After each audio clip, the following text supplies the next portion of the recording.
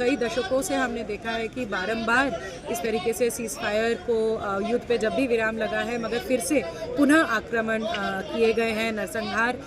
बस पिछले 2 सालों की बात नहीं है, कहानी ऐसी बताई जा रही है कि ये अक्टूबर 2023 से शुरू हुई है, मगर ऐसा नहीं है। अगर आप कोई भी इंसान अगर फ़िलिस्तीन का मानचित्र देखे तो समझ में आएगा पिछले 2 दशकों से लगातार इजराइल द्वारा फ़िलिस्तीन में आक्रमण हुआ है, नरसंहार हुआ है। इजराइल द्वारा जो लगातार हमला जारी है और लगातार वहाँ पे बच्चों से लेके छोटे छोटे बच्चों से लेकर महिलाओं तक का जो है निर्देश नियत लोगों का इजराइल सरकार द्वारा जो जनसंहार जारी है उसका हम विरोध कर रहे हैं और भारत सरकार भी कहीं न कहीं इजराइल के पक्ष में है। नेतन्याहू खूनी है, नेतन्याहू खूनी है, मुर्दाबाद मुर्दाबाद, मुर्दाबाद मुर्दाबाद, मुर्दाबाद मुर्दाबाद, मुर्दाबाद मुर्दाबाद, जिंदाबाद जिंदाबाद, जिंदाबाद जिंदाबाद। कई दशकों से हमने देखा है कि बारंबार इस तरीके से सीज़ फायर को युद्ध पे जब भी विराम लगा है मगर फिर से पुनः आक्रमण किए गए हैं, नरसंहार।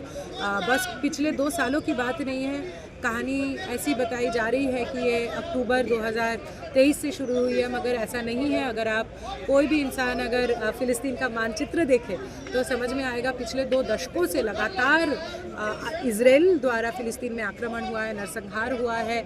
उसकी आबादी को अलग अलग जगह से विस्थापित कर दिया गया है। तो पिछले कई दशकों से ये आक्रमण चल रहा है। उम्मीद है हमारी कि इस बार जो सीज़ फायर है उसको अमरीकी प्रशासन जो इजराइल को समर्थन देती है और इजराइल खुद इसको रिस्पेक्ट करेगी और इस युद्ध में हम विराम देखेंगे और ये जो नरसंहार पिछले कई दशकों से चल रहा है ये बंद होगा। देखिए, भारत की जो सरकार है, उसके जो मंत्रालय हैं वो तो अपना बयान खुद देंगे, मगर हम इतना बोल सकते हैं कि आज की बात नहीं है। पिछले कई दशकों से भारत की जो जनता रही है वो हमेशा फ़िलिस्तीन के जनता के पक्ष में रही है।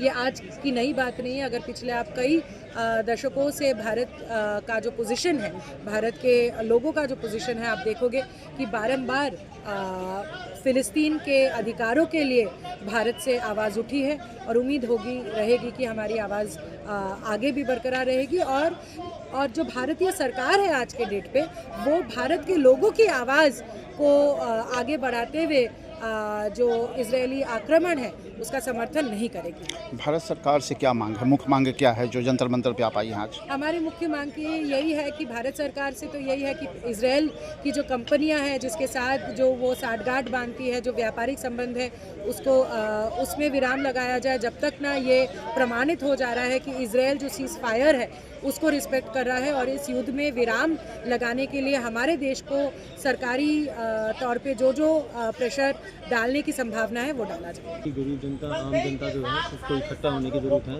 एकता बनाने की ज़रूरत है, ताकि इन साम्राज्यवादी देशों को, पूंजीवादी देशों को ख़त्म करके एक समाजवादी, एक इंसानियत का देश और इंसानियत की दुनिया कायम कर सके।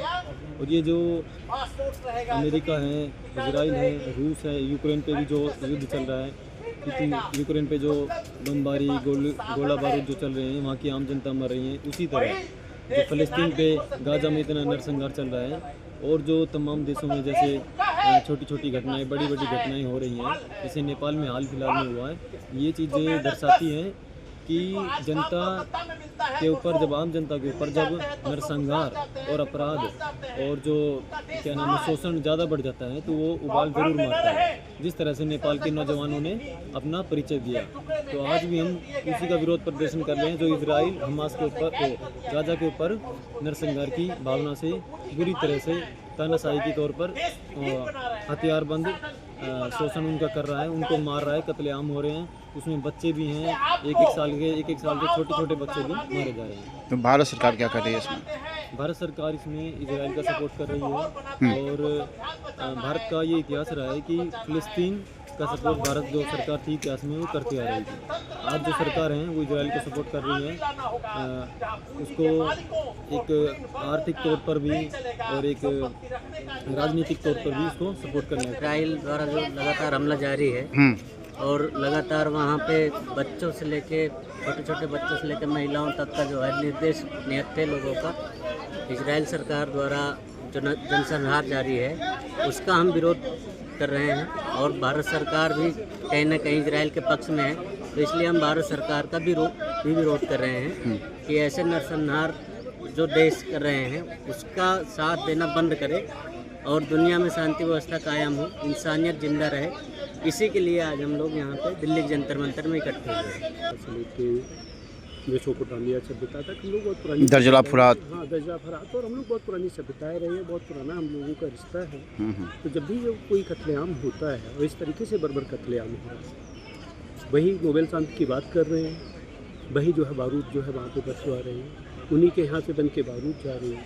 वो बोल रहे हैं कि हमारा मल्टी इंडस्ट्रियल कॉम्प्लेक्सेस बढ़ रहे हैं, वही उक्रेन में जो है बारूद बिछवा रहे हैं। तो साम्राज्यवादियों के आपसी लूट बंटवारा, उससे आम मेहनत का जनता, हमें भी 80 साल 75 साल 80 साल हुए हैं अभी साम्राज्यवादियों से आज़ाद हुए। गुलामी का हम जानते हैं कि क्या है।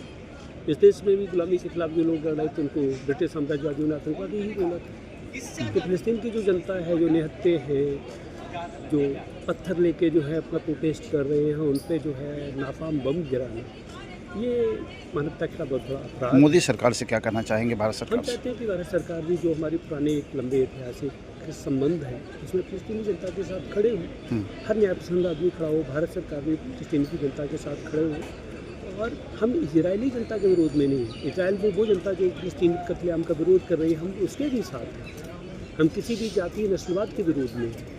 हम चाहते हैं कि इजरायली जो जेलवादी शासक हैं उनके साथ अपने संबंधों को जो है भारत सरकार को विचार करना चाहिए और अपने संबंधों को ख़त्म करना चाहिए। ये जो फिलिस्तीनी मेहनत का जनता के साथ लोगों के साथ खड़ा हुआ है, ये बहुत जरूरी है। दुनिया में जो भी इंसान है, पूरी दुनिया इंसान के लिए बनाई गई है और इंसान के लिए जितने भी क्रिएशन है क्रिएटर ने बनाया है कि आप आज़ादी से रहो, जियो, खाओ, पियो।